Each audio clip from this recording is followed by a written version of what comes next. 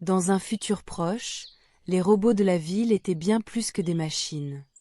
Ils avaient la capacité unique de partager les rêves des enfants, les collectant dans leur base de données pour comprendre leurs espoirs, leurs peurs et leur imagination sans limite. Cette connexion profonde entre humains et robots était appelée le réseau des songes. Luna, une petite fille curieuse de 10 ans, adorait s'endormir en rêvant d'aventures extraordinaires. Chaque matin, elle racontait ses rêves à un robot nommé Soli, un compagnon brillant dont les yeux brillaient d'une lumière douce et bienveillante. Ensemble, ils exploraient les histoires que Luna créait la nuit. Un soir, alors qu'elle rêvait d'un jardin immense peuplé d'arbres chantants, Luna fit une découverte inattendue. Soli lui révéla qu'il avait intercepté un rêve étrange, différent de tous les autres. Un rêve où une ombre grise menaçait de détruire tous les espaces verts de la ville.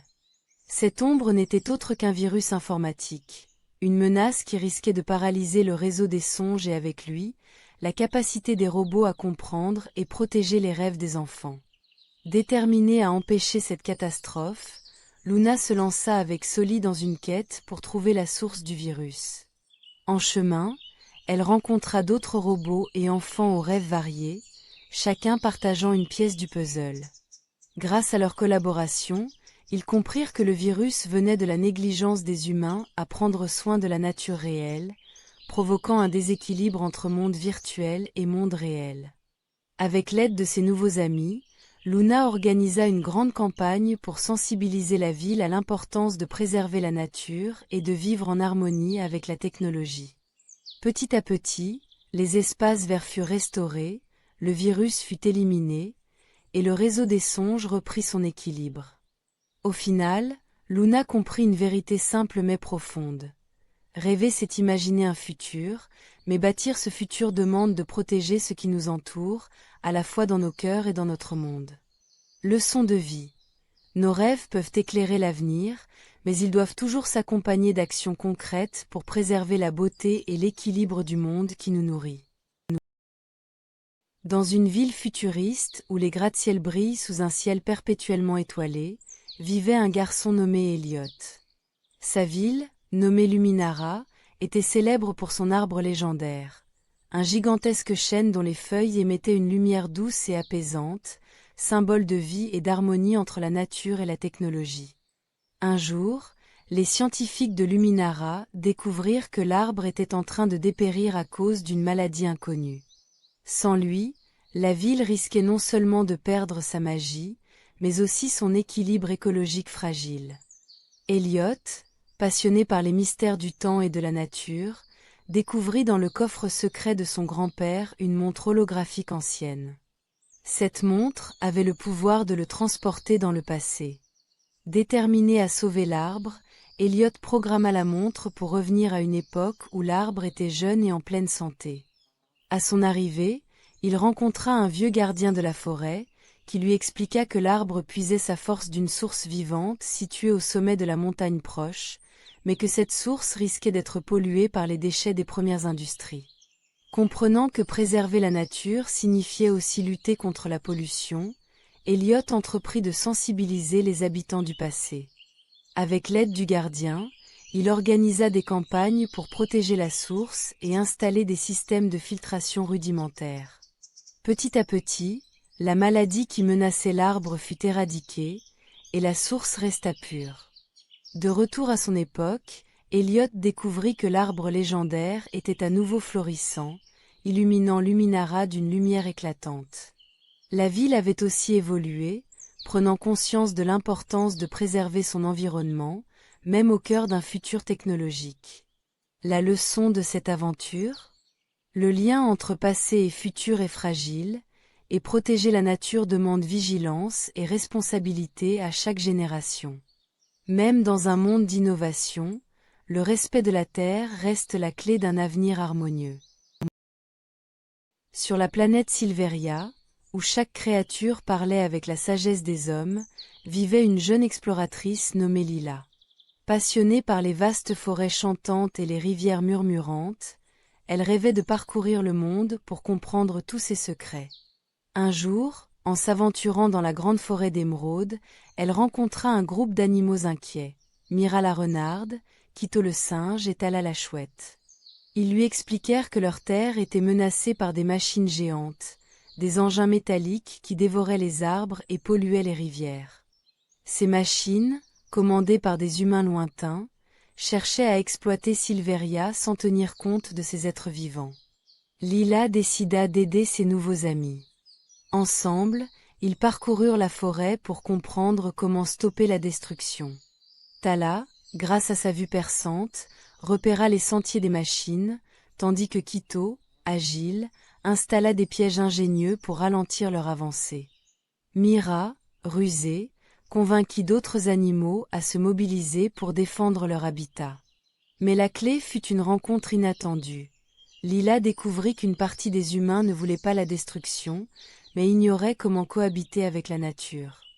Elle organisa alors une réunion entre les animaux et ces humains, où elle parla avec passion de l'équilibre fragile de Silveria. Ensemble, ils trouvèrent un compromis, des zones protégées, des technologies moins invasives et un respect mutuel. Au fil du temps, la nature reprit ses droits, les machines apprirent à travailler avec les habitants, et Silveria devint un exemple d'harmonie entre progrès et vie sauvage. La leçon de Lila fut simple et puissante. Lorsque l'on écoute vraiment, que l'on comprend les autres, humains ou animaux, on peut construire un avenir où tout le monde peut s'épanouir. Protéger la nature n'est pas seulement un devoir, c'est une promesse de vie partagée. Si tu veux, je peux aussi t'aider à transformer cette histoire en un conte pour enfants ou en une aventure plus épique. Dans les cieux infinis, loin de la terre ferme, flottait l'école d'aéronautique stellaire, suspendue par des courants d'air et des champs magnétiques translucides. C'était bien plus qu'une académie, c'était un bastion contre l'invisible.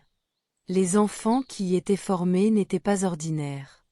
Ils étaient choisis pour leur curiosité, leur agilité mentale et leur esprit d'équipe. Leur mission: apprendre à piloter des machines aériennes sophistiquées, capables de détecter et repousser une menace invisible qui rôdait au-dessus de la Terre. Leur ennemi n'était ni dragon, ni armée terrifiante, mais une forme d'insectes aériens microscopiques, imperceptibles, qui s'accrochaient aux nuages et déterraient la paix en perturbant les communications humaines et la météo. Ces insectes invisibles agaçaient la civilisation en déjouant les systèmes modernes, créant chaos et confusion.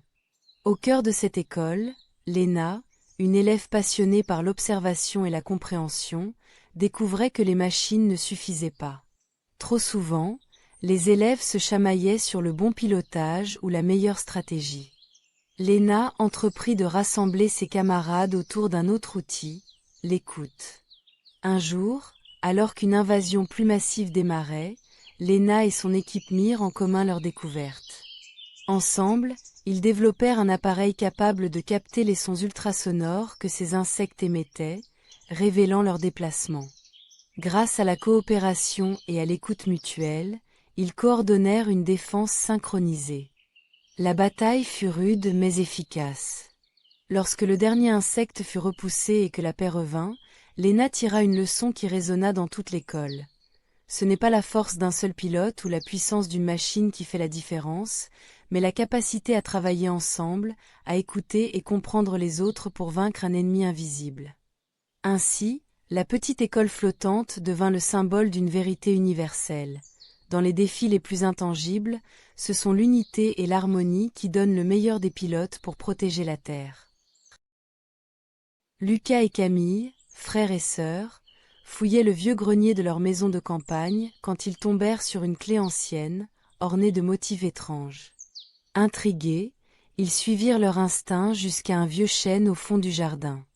Là, une serrure mystérieuse attendait. En tournant la clé, un portail flamboyant s'ouvrit sur une forêt où le temps semblait figé. Les feuilles ne bougeaient pas, les oiseaux étaient pétrifiés dans le ciel, et pourtant, autour d'eux, les rêves prenaient vie.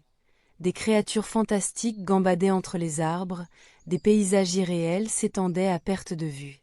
Lucas rêvait de voler, et soudain, des ailes lui poussèrent dans le dos.